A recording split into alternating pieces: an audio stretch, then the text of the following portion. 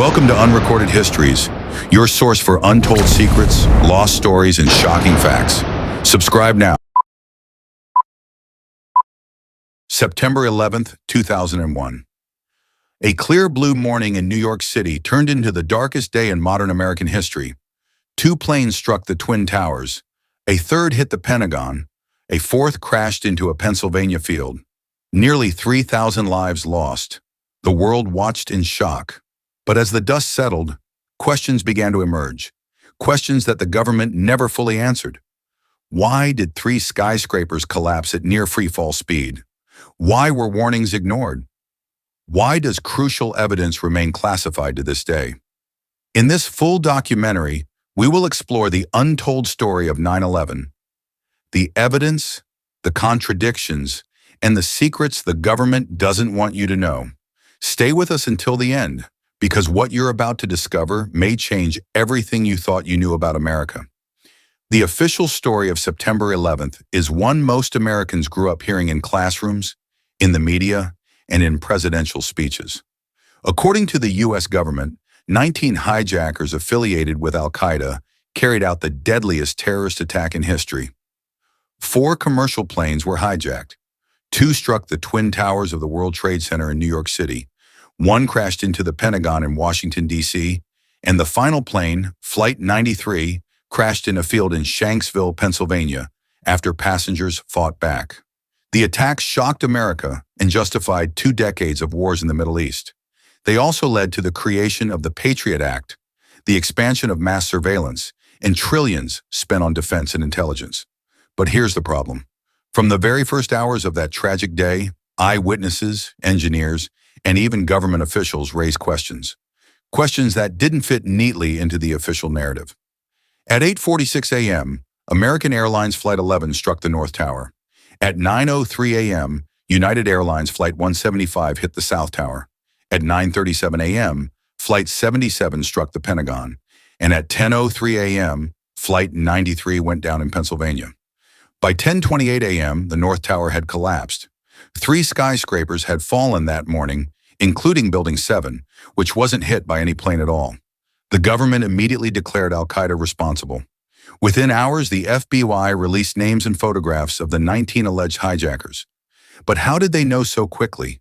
How were names, passports, and evidence collected when the towers had only just fallen?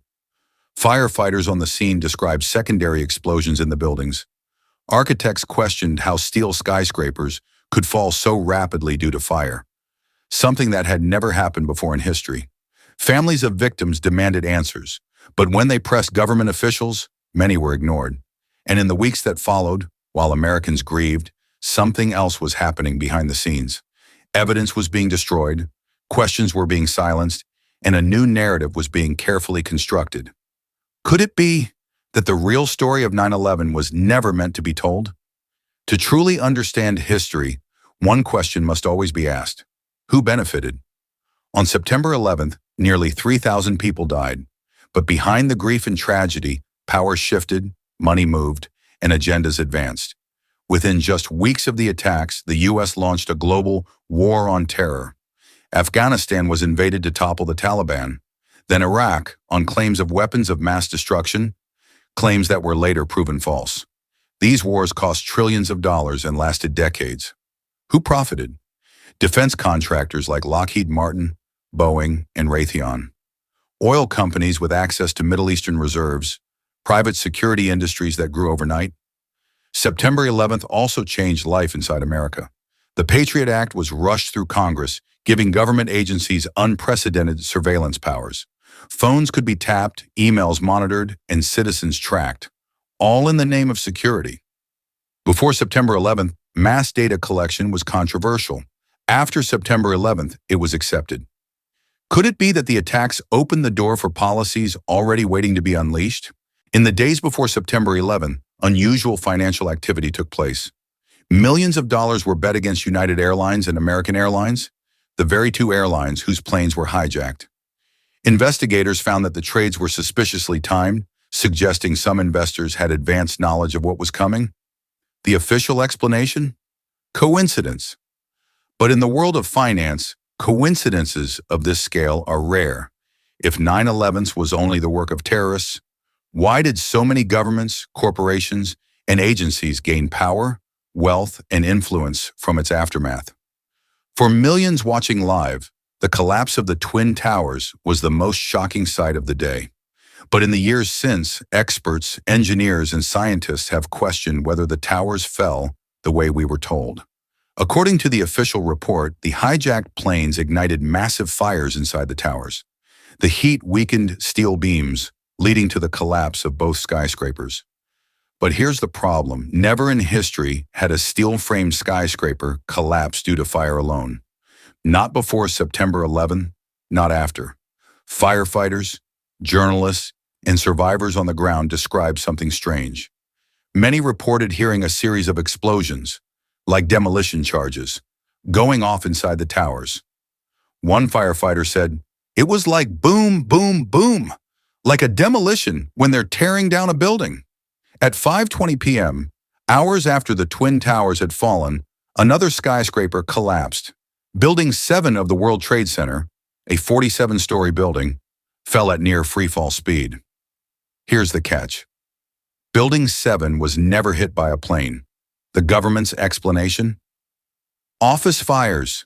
Yet video evidence shows the building dropping symmetrically into its own footprint, just like a controlled demolition. Even mainstream outlets like the BBC accidentally reported the collapse 20 minutes before it happened, while the building was still standing in the background. Over 3,000 architects and engineers have signed petitions demanding a reinvestigation. They argue that the official story violates the basic laws of physics. Explosives, thermite residue, pre-planned demolition. The evidence has fueled 2 decades of debate, yet the government dismisses it all. If the Twin Towers and Building 7 did not fall purely from fire and impact, then someone, somewhere, planned those collapses in advance. At 9:37 a.m. on September 11, 2001, the world's most secure building, the Pentagon, was struck. According to the official story, American Airlines Flight 77, a Boeing 757, crashed into the western side of the building. But almost immediately, the Pentagon attack raised more questions than answers. Eyewitnesses described a massive explosion, but when investigators and reporters arrived on the scene, they noticed something strange. Where was the wreckage of a Boeing 757? A plane with a 125-foot wingspan should have left massive debris: seats, engines, luggage, fuselage. Instead, photographs show only small fragments scattered outside. No wings, no tail, no engines large enough to match a 757. Even stranger, the hole in the Pentagon's wall was only about 16 to 20 feet wide, far too small for a commercial airliner. Witnesses on the ground gave conflicting reports. Some said they saw a plane. Others insisted they saw a missile or a smaller military aircraft. One firefighter said, "It didn't look like a commercial plane. It was too fast, too small." If this was indeed Flight 77, why did so many eyewitnesses describe something else? The Pentagon has over 80 surveillance cameras around its perimeter. Yet the public has only been shown 5 blurry frames from one camera.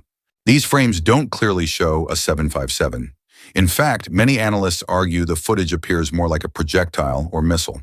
Why would the government withhold clearer footage of the most significant attack on U.S. soil? Flight 77 was allegedly piloted by Hani Hanjour, a hijacker with limited flight training. Yet according to radar data, the plane executed an extremely complex 330-degree descending turn at high speed, maneuvering like a trained military pilot. Aviation experts say even seasoned commercial pilots would struggle to pull off such a move without stalling or crashing. Could a man with minimal flight experience really have done this? Another coincidence. The section of the Pentagon that was hit had just been reinforced against terrorist attacks. Many Pentagon officials had already moved out, reducing casualties. Some ask, was the attack deliberately aimed at this newly fortified wing? The official story stands.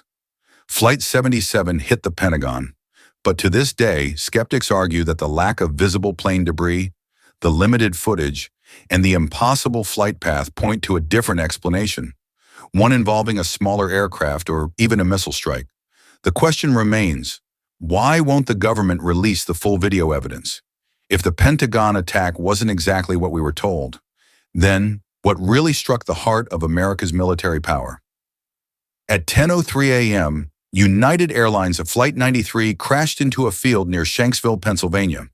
According to the official story, brave passengers fought back against the hijackers. Their sacrifice prevented the plane from reaching Washington, D.C., possibly saving the White House or the U.S. Capitol. For years, this has been remembered as the heroic flight of September 11th. But behind the patriotic narrative lies a series of contradictions and mysteries that raise new questions about what really happened in that field. When investigators and journalists arrived in Shanksville, they were stunned. The crash site looked unlike any other major aviation disaster. Instead of a wide debris field with wreckage spread everywhere, they found a small smoking crater. Reporters on scene described it as though the plane had disintegrated. One local news anchor said, "There's no tail, no fuselage, no wings. Nothing you'd recognize as an airplane." Even seasoned crash investigators were baffled. A 757 weighing over 100 tons should have left recognizable wreckage. Yet Flight 93 seemed to vanish into the ground. Adding to the mystery, debris from Flight 93 was found miles from the crash site. Pieces of fuselage, passports, and paper rained down over an area up to 8 miles away. In typical crashes, debris spreads around the immediate site, but debris scattered this far suggests an in-air explosion, not just a ground impact. In the early hours after September 11th, reports circulated that Flight 93 may have been shot down by U.S. military jets to prevent it from reaching Washington. Several witnesses reported seeing a military aircraft in the area before the crash. Even Vice President Dick Cheney was asked directly if the plane was ordered shot down. He denied it, but suspicions remained strong. Could Flight 93 have been destroyed in the air, with the hero passenger story created to protect the government from backlash? Investigators later claimed to have recovered the plane's black boxes. Portions of cockpit audio were released, allegedly capturing passengers storming the cabin. But experts argue the audio is incomplete, heavily edited, and leaves out critical details. If the passengers really fought back, why not release the full, uncut recordings? Families of Flight 93 victims have long demanded more transparency. Many feel their loved ones were heroes. Others believe the truth about what happened has been hidden. Some relatives suspect the "Let's Roll" story, a rallying cry for years after 9/11, was used more as propaganda than as truth. Flight 93 became a symbol of American courage. Hollywood films, documentaries, and memorials honored the passengers' bravery. But was this story too perfect? Did the government shape the Flight 93 narrative into a patriotic legend while hiding the possibility of a military shootdown? Whether Flight 93 was brought down by passengers or by missiles, one thing is clear. The truth remains buried in that Pennsylvania field, and the government has done little to uncover it. September 11th, 2001, a day that shaped a generation, launched endless wars, and changed America forever. But as we've seen tonight, the official story leaves behind shadows. The Twin Towers collapsing at freefall speed. Building 7 falling without being hit. The Pentagon strike with missing wreckage and unanswered footage. And Flight 93, where the crash site raises more questions than it answers. These are not wild theories. These are facts, contradictions, and testimonies that history books rarely mention. So we are left with a choice.